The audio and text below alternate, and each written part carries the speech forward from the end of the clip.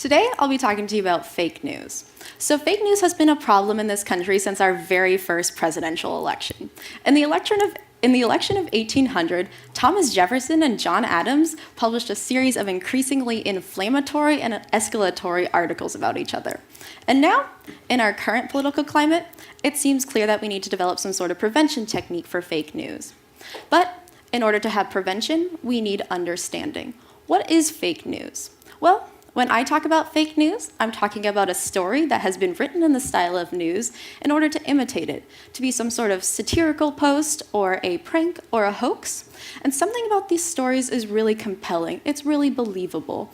And these stories are believable for a variety of reasons. There's a really strong emotional component. People feel really pulled in by emotion. There's a really personal component. Something about that feels really true or really relevant to certain people. Or there's some sort of moral story or moral judgment in these stories. And all of these mean that fake news has a strong emotional pull to it. And in order to stop people from falling for fake news, we need to find a way to divorce that emotional reaction from a logical reaction. And one way you can think about doing this is by introducing something that makes fonts harder to read or makes text harder to read.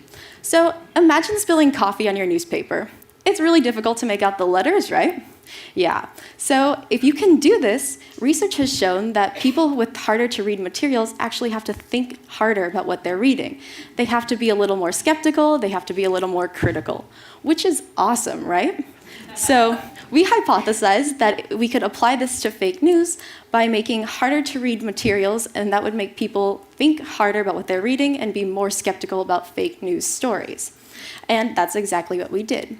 We took 8 articles of varying truthfulness from Snopes.com, which is a debunking site, and we put them in an easy-to-read font and a hard-to-read font.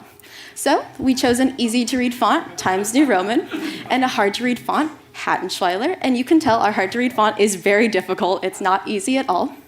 And once participants read this, we asked them to make a judgment of truth. So we asked them, how true does this feel to you? Not in a objective judgment, but a subjective judgment. How true does this feel? And what we found was that in the hard-to-read font, people rated all items as less likely to be true. This means that they were more skeptical about what they were reading. This is awesome, right?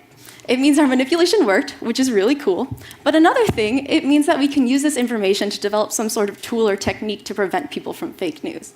Imagine an app or a browser extension that when you're reading a news article, you can click on it and it'll make it harder to read. You're gonna think more critically and more deeply about these things.